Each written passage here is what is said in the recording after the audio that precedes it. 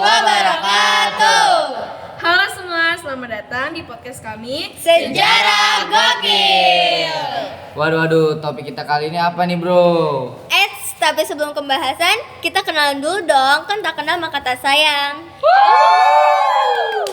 Nah, kenalin. Di sini ada gua Diana, gua Jihan, Gue Najwa. gue Aisyah. gue Janma. Dan Tezer Muhammad.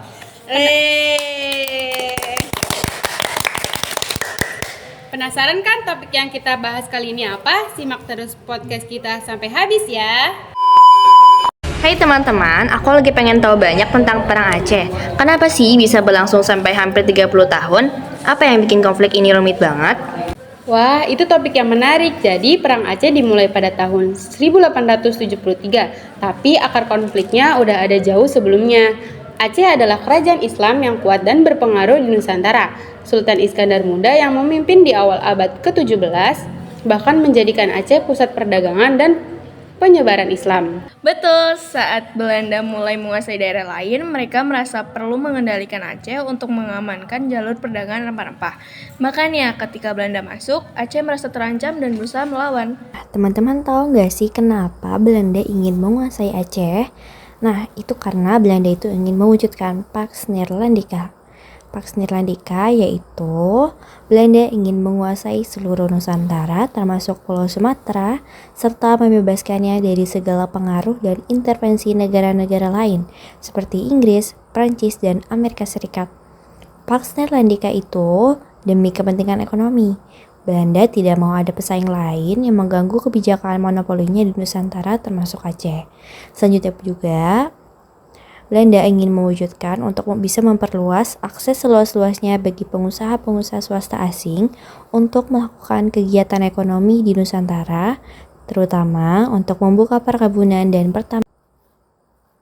Waktu itu, Belanda menerapkan kebijakan begitu terbuka di Hindia Belanda Nusantara sudah sejak tahun 1820-an.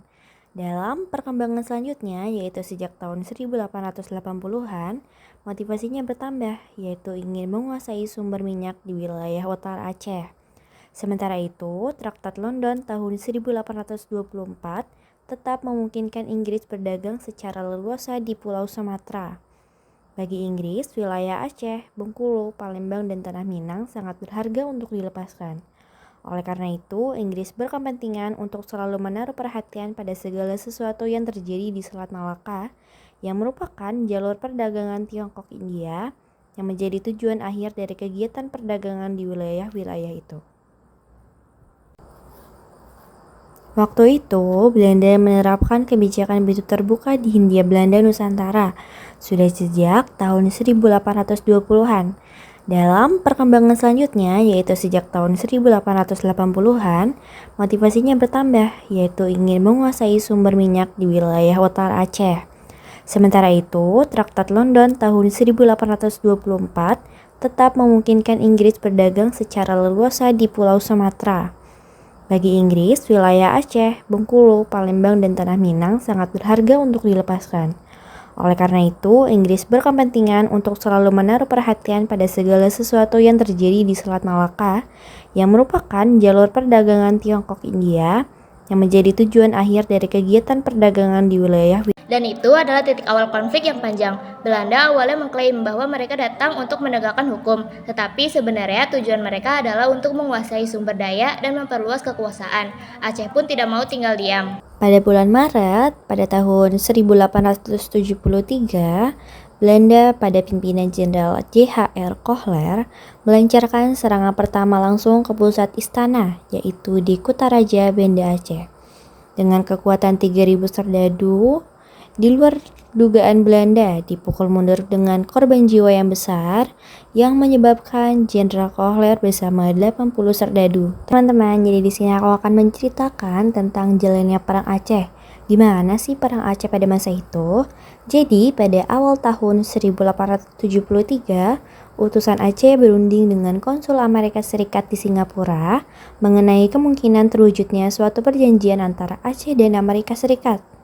Nah, Sultan Mahmud ini menghadap utusan Belanda Utusan Belanda ini menyampaikan tuntutan agar Kesultanan Aceh bersedia tunduk kepada pemerintah Belanda, namun Sultan Mahmud menolak yang kemudian dianggap oleh Belanda sebagai pernyataan perang. Perlawanan Aceh itu unik banget. Mereka menggunakan taktik guerilla yang sangat cerdas, memanfaatkan medan hutan yang sulit. Misalnya serangan mendadak di Gletarum menjadi salah satu contoh strategi yang bikin Belanda kaget. Nah, kalian tahu nggak sih bahwa agresi tentara Belanda terjadi pada 5 April 1873 di bawah pimpinan Jenderal J.H.R. Kohler. Nah, pasukan Aceh ini yang terdiri atas para ule-balang, ulama, dan rakyat terus mendapatkan gempuran dari para pasukan Belanda. Selama perang gerilya tersebut, pasukan Aceh dipimpin oleh Teuku Umar bersama dengan Panglima Polim dan Sultan. Pada 1899 terjadi serangan mendadak oleh Van der Dusen di Meulaboh yang mengakibatkan gugurnya Teuku Umar. Setelah itu, Cut Nyadin, istri Teuku Umar, kemudian mengambil peran sebagai komandan perang gerilya, dan perang ini pun berakhir dengan perjanjian Bavon de Guel pada tahun 1896 yang memberikan pengakuan terbatas terhadap kedaulatan Sultan Aceh. Tapi aku juga penasaran tentang tokoh-tokoh penting dalam perjuangan ini.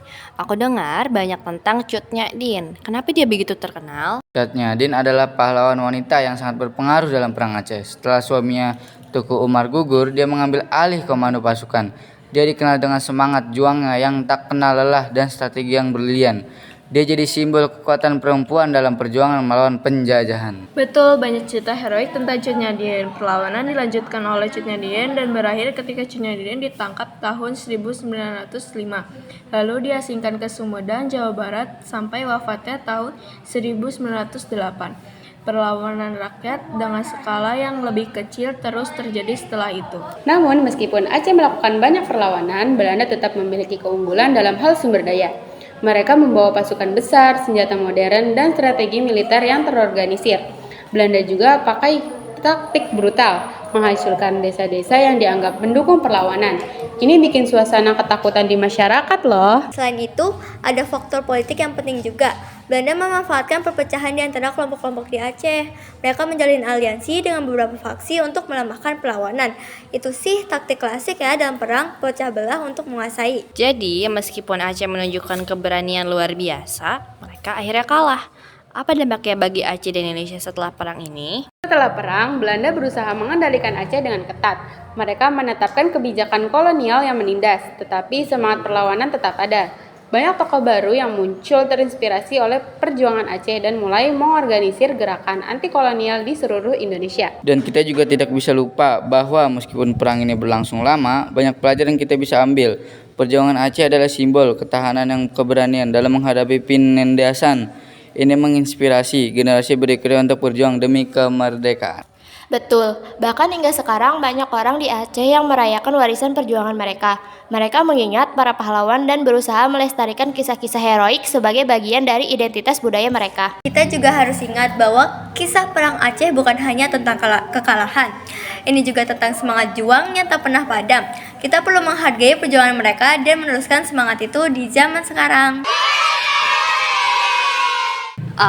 Oke guys, makasih banyak atas informasi yang kalian kasih ke aku sama jawaban-jawabannya nih. Aku jadi tahu gimana dulu perang antara Aceh dan Belanda. Itu dia untuk episode kali ini. Makasih banyak yang udah dengerin sejarah. Semoga cerita-cerita yang kita bahas bikin kamu lebih penasaran. Jangan lupa like dan komen ya. Sampai jumpa di episode selanjutnya. Tetap semangat eksplor sejarah guys.